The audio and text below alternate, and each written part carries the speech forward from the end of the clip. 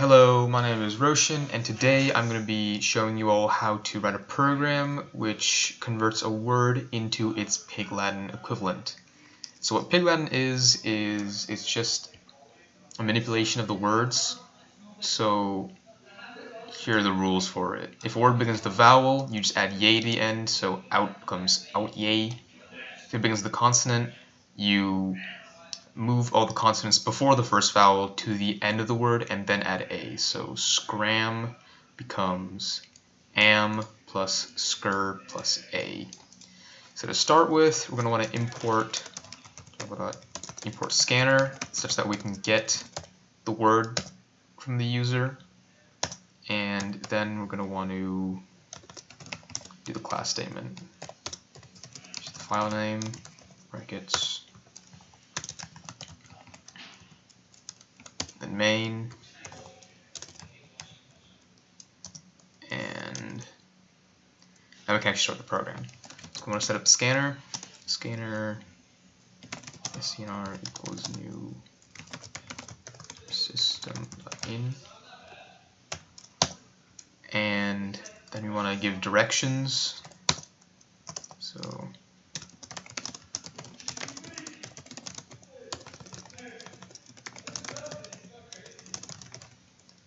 Latin, and now we can make a variable to actually get that word. Scr.next. And now we can start converting that word into Pig Latin. So to do that, we're going to use a for loop. The way this works is there's three statements, I guess you'd call them. The first one is you give it initial value for whatever your iteration variable is. And the second one is you give the limit to which you iterate the iteration value.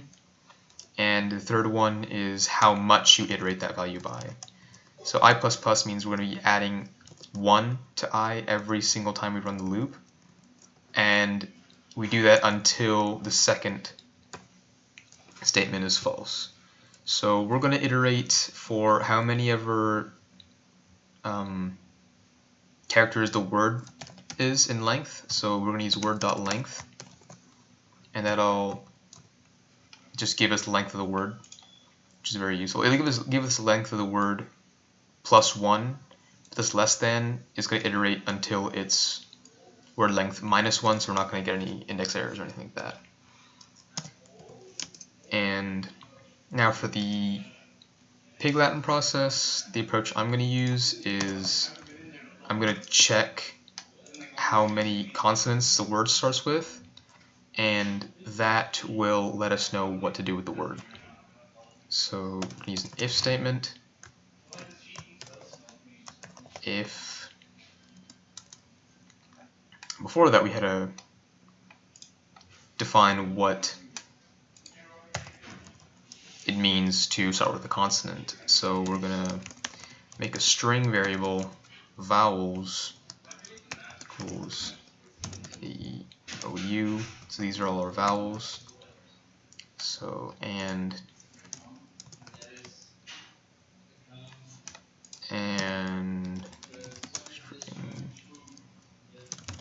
string for each of the characters we're going to be using.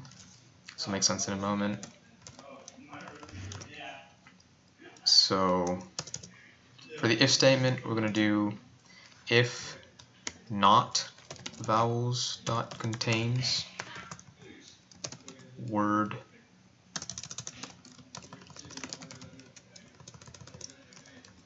dot char at. So this will get the character at this specific index of the word. So char at I means it'll get the character at the ith index of the word. So if I is 0, it'll get the character at index of 0, which is W. Then for 1, O, 2, R, 3, D, and so on. So that's what this inside statement does. And what this outside statement does is if if the character is not a vowel. So vowel.contains checks if that character is a vowel, because if the character is in this set, if vowels contains the character, then the character is a vowel. But you'll notice that this is not actually going to work because we're trying to compare a character and a string. So what we're going to do is we're going to have to convert this into a string.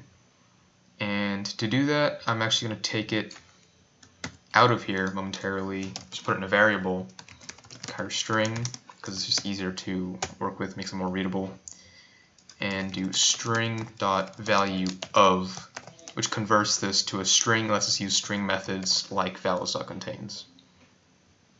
Because if you try to use a character with string methods, it will not work. And before that, we want to use a character method to convert this to lowercase, so it doesn't freak out if you put an uppercase, if it starts with an uppercase letter. And that will be how we check if the word starts with a vowel or not.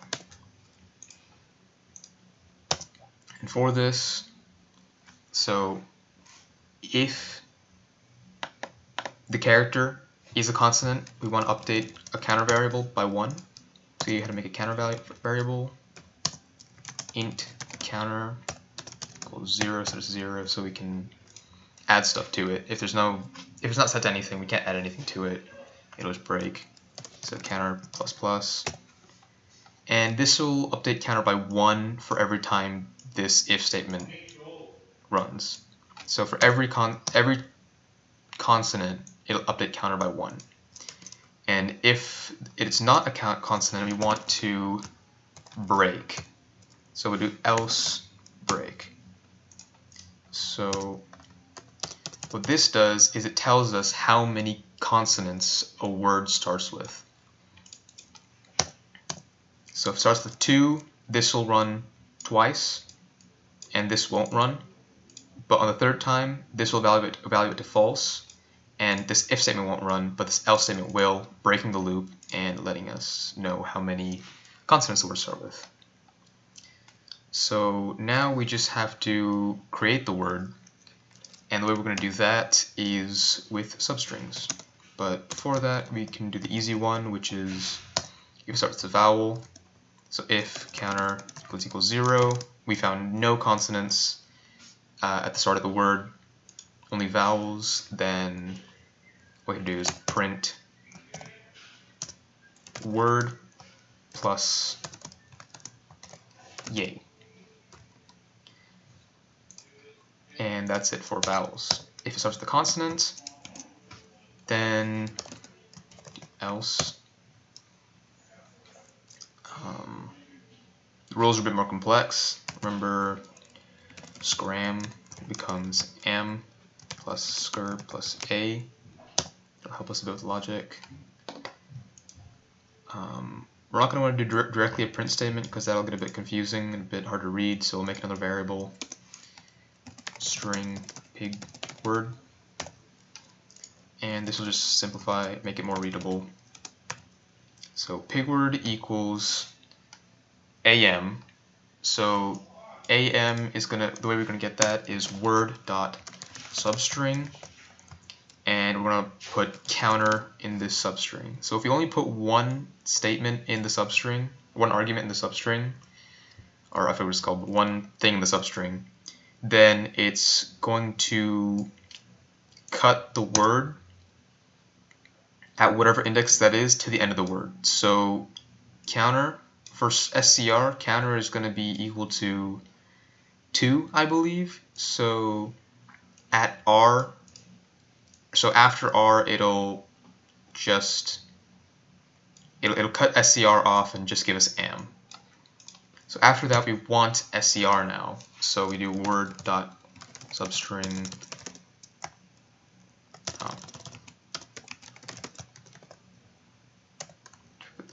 word dot substring 0, so it'll if we put 2 arguments, it'll start at the first one and go to the last one minus 1. So we put 0 and then counter. So this will give us from 0 to wherever it stops. Or yeah, counter will probably go in A. Yeah, it would start at A, and then that would go to AM. So counter would be 3 here. But here it would go to from 0 to counter minus 1, that index. So it would go from 0 to SCR, and that'll give us our SCR. And then we can just add A to finish that off. And that should give us our pig Latin word. So pig word, just print that, and let's test it.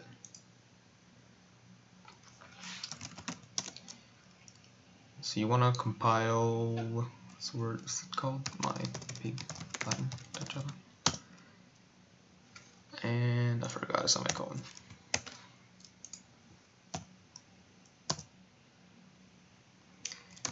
And then run it. It's going to ask us for a word, so we're just going to put in scram because we know that evaluates 2. mscray. Run it again. Put in out yay. And then ordway. So that is how you make a program which gives you a pig Latin version of a word.